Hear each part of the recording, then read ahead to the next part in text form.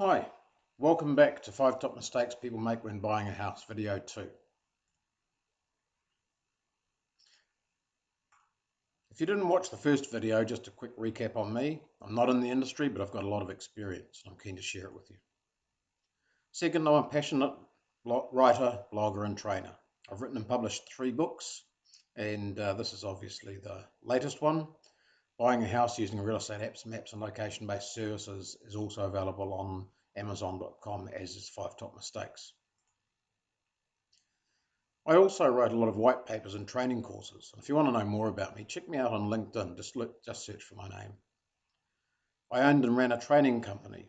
I delivered training courses for organisations of all sizes and industry sectors in various countries around the world. I ran courses for small companies and owner-operators through to national telecommunications providers, tourist companies, the entire management team of a casino, and even managers of a very large international rail company. I'm a public speaker and I've spoken at and chaired conferences in many countries around the world on a variety of topics, particularly around location-based services, also using mobile devices for business, social and fun. If buying a house isn't about location, I don't know what is. As a child and then a teenager, I went through some tough times, and I determined that whatever I did in life, I wanted to help people. This free video from the book is an example of this.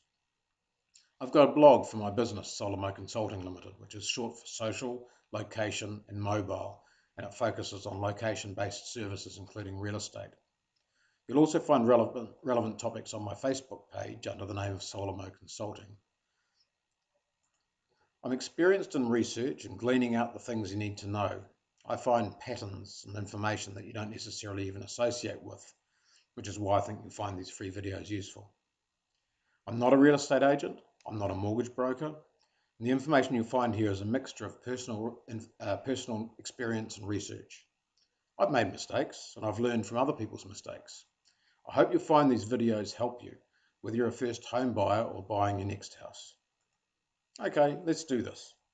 These videos are going to offer you insights into things that can go wrong and give you some ideas of things to look out for. Rushing ahead here. You've heard it many times before. Getting into the property market is probably going to be the biggest investment that you make in your life. It's getting onto the property ladder, which is the hardest step. Yet many of us, unless we've got a family member or someone that can help us with assisting with finance, many have wondered whether we'd ever be able to get the deposit together. I'm not going to cover that topic here, as there are countless great sites from banks and mortgage brokers with that sort of information. A common topic of conversation these days is that buying your first house is harder than ever. And for some people, it's perceived to be a lost cause. I don't believe that, but I'm not saying it's easy either. Many people have doubts that they're ever going to own a home. In some cases, this becomes a self-fulfilling prophecy. As they spend that money, it could have gone towards a deposit on other things like overseas travel, expensive cars, nightlife, and consumer electronics. The argument is, if I'm not going to be able to afford it anyway, I might as well enjoy myself. Does that sound familiar? I'm here to tell you that it's not true. If you really want to own a home, you can, but you have to really want to. I always wanted a Corvette, but I waited until my late 50s to get one. And that was after I got cancer and told myself that you only live once, but that's another story. I'm fine now, by the way. I made sure that I had my security and my family well sorted first. If I'd bought all the cool things that I'd wanted first, I'd probably still be paying rent through the nose today. The banks are far more likely to give you a big loan when they know that you have a long life ahead of you to pay for it. So we make emotional decisions. We make impetuous decisions. We make decisions that make us feel good in the short term. That's human nature. The consequences come later, and often they're proportional to the amount of money we spend. A mistake buying a lounge suite that falls apart after 2 years, or a bed that looked and felt good in the shop but the mattress sagged after 18 months, isn't a big deal to a lot of people. At least not a year or two after the money's been spent. We've all done that, right? How about that awesome new car that you bought on no deposit finance and it devalued by 20% the moment you drove it out of the showroom all shiny and sparkly? And then you suddenly needed some money urgently, but you owed the finance company more than the car was worth. Tell me that hasn't happened to you or someone you know. Do we like the colour? What's the kitchen like? Where would our furniture look good? How's the master bedroom? Where would we put the nursery? There are so many factors involved in buying a house, and these are the least important in the beginning, although human nature says that's what we mostly focus on. I've asked lots of people and they told me that's pretty much what they did. That's because these things affect the pleasure centres in our brain, which produces feel-good chemicals that get us excited. These chemicals are closely related to the chemicals that cause addiction. They're important, but the feeling that you get when you think, this house is the one, I love it, it needs to be balanced with practical information. If it isn't, then it can hinder our decision making. The real estate agent understands this and feeds on it. They're trained in many ways of doing this. You aren't. And that's why I'm so committed to countering that factor, so that you as a buyer can find the balance between passion and logic. Think about that when you're looking at properties with an agent. It's like playing Texas Hold'em poker. People can have fun and probably lose money, or they can pay attention, study the other people at the table and what they're doing. Any poker coach will tell you that the way to make money on the table is by inducing their opponent to make a rash or incorrect decision. I'm not suggesting a real estate agent is trying to influence you into making a bad decision, but many a real estate agent's aim is to try to get the buyer to make a quick, possibly rushed decision, putting pressure on where they can. If they can get you to sign a contract, you can become legally bound to it, if you're not careful. They might press for a time-based decision, telling you that the vendor says, sell now, because they have already bought their new house. Or they'll tell you that there are other people who've also shown an interest. So if you are interested, you could always put in a conditional contract or suffer from FOMO or fear of missing out. That can be a very powerful emotion. Of course, they're saying that to everyone, but it adds to the stress if you see a property that you like on site, but you don't know much about it. You probably need to view more properties before you do anything. Therefore, it's good to have done some of your homework before the agent shows you the house. Buying a house is part of a life sequence. It's like getting on the first rung of a ladder. The first house is exactly that, the first house. It's a stepping stone to what you really want to own one day. Don't think of it as the be-all and end-all. It's a foot on the door. Do you want to take a step inside? That first rung has a huge impact on how long it will take before you can climb up the next one. My wife and I sort of understood that, but we were so focused on getting on the rung that we didn't really think about the quality of the ladder. We thought about it in terms of our immediate needs. We were starting a family, we wanted enough space and to have some security to build on. When we bought our first house, we didn't think about the property, what it would be worth if we had to sell it in a hurry for some reason, and if we did, would we lose a lot of money? Many people, especially in the US, have walked out of their homes with nothing in recent years, or with debt and no asset. Many of these instances were, of course, after the last GFC. Well, when I looked at some of the properties in the States when we were over there on holiday last, I felt like buying one just because they were so much cheaper than they are here in New Zealand. So our first house wasn't super easy to sell. Our hottest potential buyer was so keen he brought a spirit level with him to see how flat the land was, because he planned to grow loads of vegetables for the Chinese takeout restaurant that he'd been working at for the last 5 years. He loved it, and we thought we were sorted. It turned out that part of his pay was allocated to room and board by his boss. The owner of the business took advantage of him wanting to leave China for a better life, was illegally paying him and his wife less than minimum wage. His boss was depositing some money into a savings account, and they gave him some spending money, food and board. He wasn't earning enough to make the repayments, even though he'd saved enough for the deposit over several years. Back then, you didn't need as much of a deposit as you do today. Given that it had made an offer conditional on finance, our other potential buyers had already moved on. Our agent didn't tell us to include a cash-out clause in the contract, which would have let us sell to someone else if we'd got an offer that wasn't conditional on finance. And we learned that one for the future. He and we were devastated when the bank turned him down for a home loan. My wife and I came from families where our parents didn't own homes and they couldn't help us financially. I remember visiting the Blockhouse Bay Bowling Club in Auckland, New Zealand, where we were going to get married. We chose it because we could afford it there, and it helped that my father-in-law was president of the club at the time, so we got a good deal on the venue and the catering. After a preparation meal with the caterers, I was having a beer in the bar at the bowling club, and an oldish gentleman came to my table and asked if he could have a chat. He was a sporting friend of my father-in-law, and I welcomed him to a seat. He said that he heard we were getting married and wanted to wish us good luck and give us a little bit of advice. He told us he had 4 children and he'd given each of them enough money to pay the deposit on a house as a wedding present. He impressed on them that this was going to set them on a path for a successful life with financial security, because your own property is about the only secure thing of value in your life, and probably the only thing that would always increase in value, at least over time. He said that they'd all gone on to raise families and get good jobs without the pressure of worrying about how to get started. I thanked him for his advice, thinking to myself how lucky his children were and feeling a little bit envious of them. If only we had parents that could afford to do that. My parents didn't have money sense. They were focused on building a large ketch, which they lived in for many years. They only ever owned a house once, for about 3 months, and now they have nothing, not even the ketch that we all invested in and helped build. My in-laws were hard workers, but in raising a large family, they were too busy feeding and clothing them, paying school fees, subscription and kit for their sports, to ever be able to consider buying a house. They were finally able to buy a small unit through inheritance after they retired, which was great, but for many years they had no security in terms of a single valuable asset. When I first went over to my in-laws' house for a meet the family dinner, I volunteered to help with the dishes. My future wife had me drying plastic bags she'd washed along with the plates and cutlery so they could reuse them. Nothing wrong with that, but it showed how frugal her parents had had to be to raise a large family. There was no way either set of our parents would be able to help us secure a deposit, so we had to scrimp and save every penny for a few years. That cramped our social life as our friends continued to go out for dinner and drinks, shows, sporting events, trips, and we grew distant from them for a while.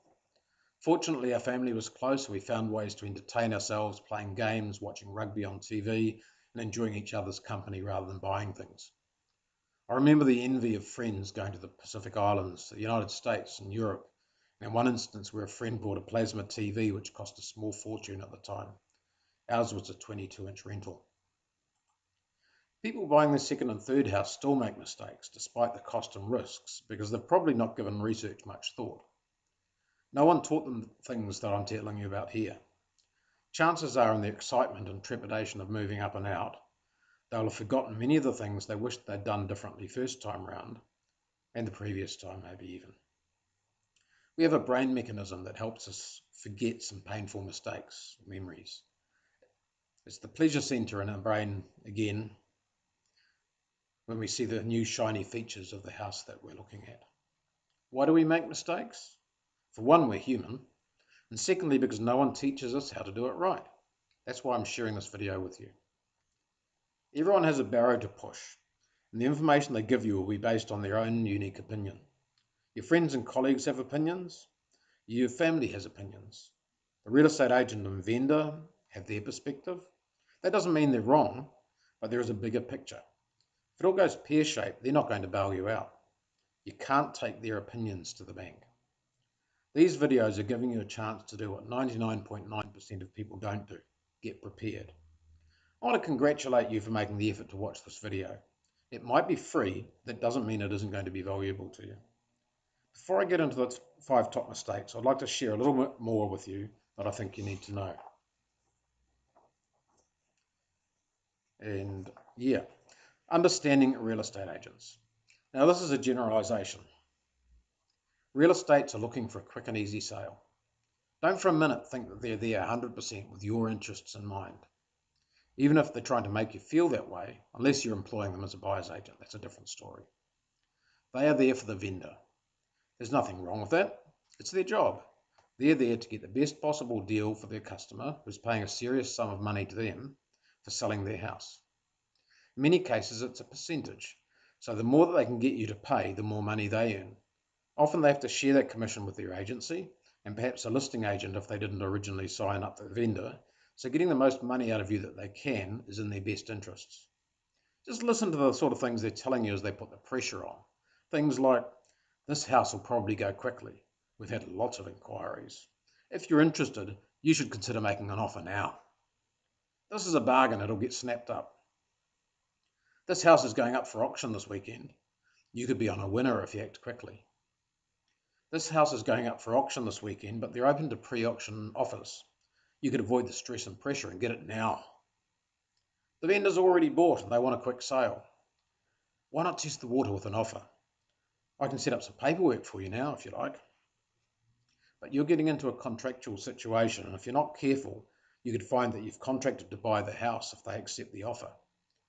Most agents should explain the implications to you. In fact, in many cases, they're legally required to. Like any profession, they come in all shapes and sizes, so to speak. You'd kick yourself if you missed out on this place. Just look at the living space. That room you loved is the nursery, the view, the security system. Alarm bells might ring on that one. Why do they feel they needed one?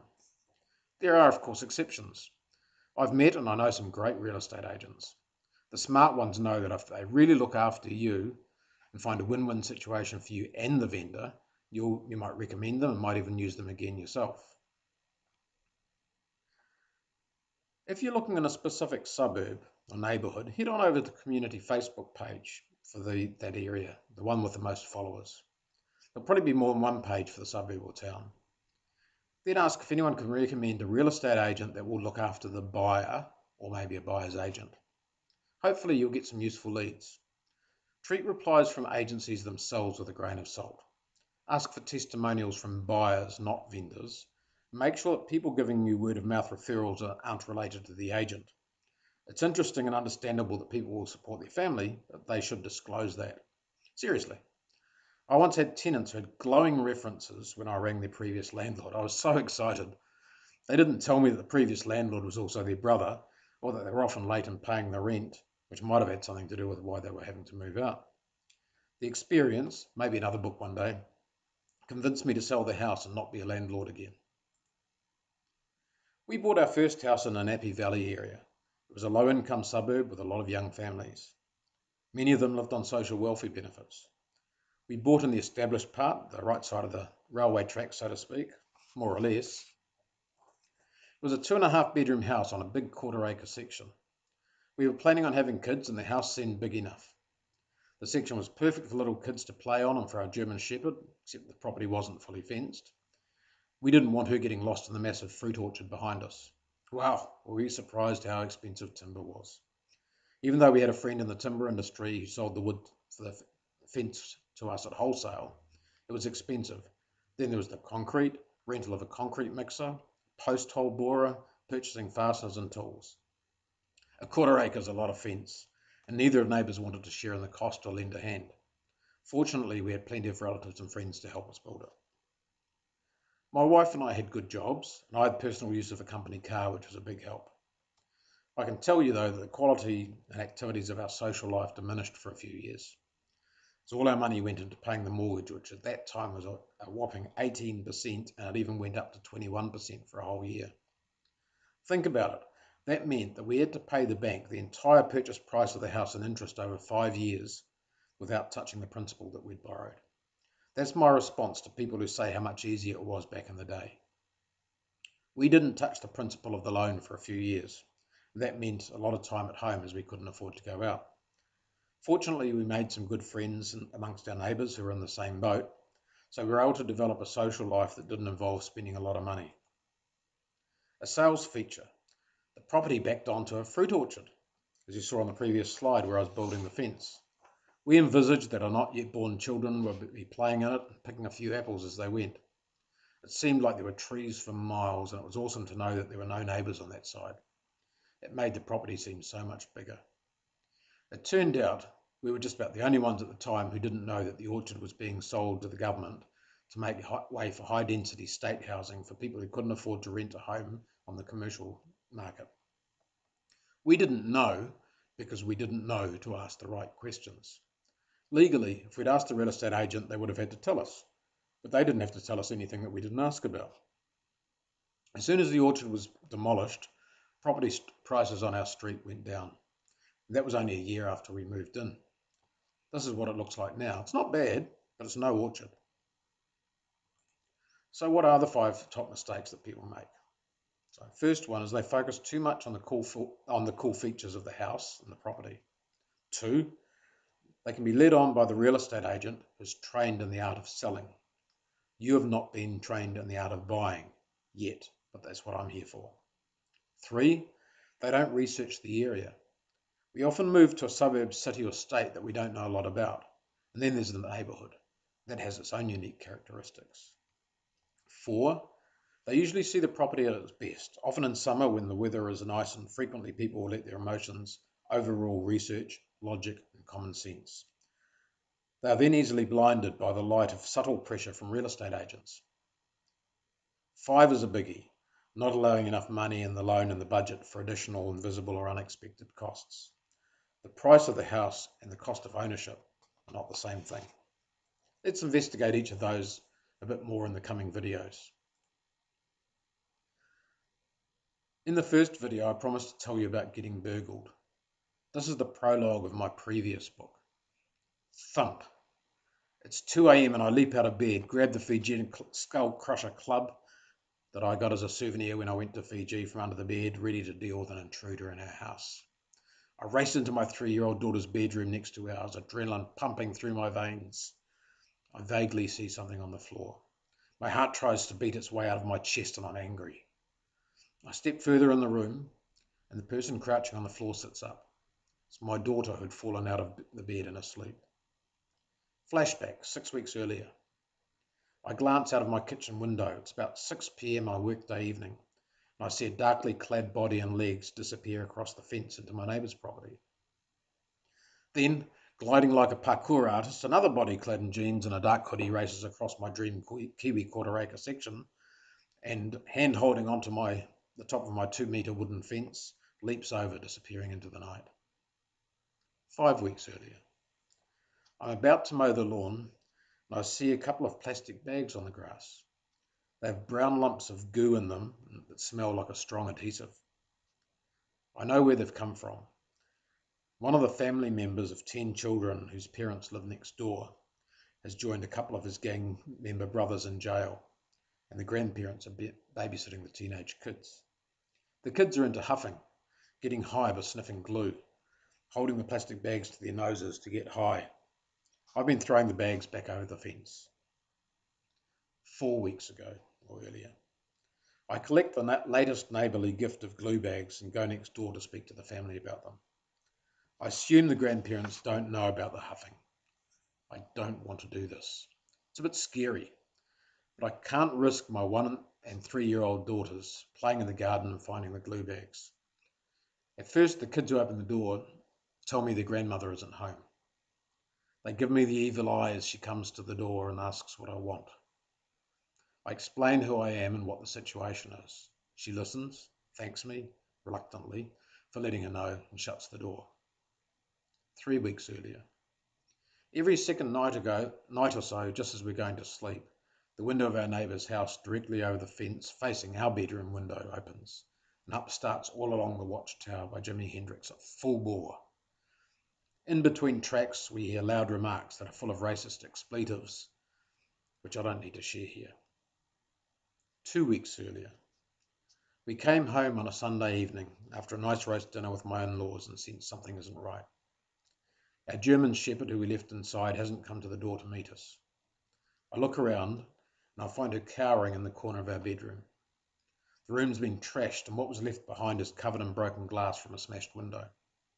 They didn't get much. We suspect that we disturbed them when we came home and they scarpered. We call the police, who say they can't come until the next morning. We feel violated.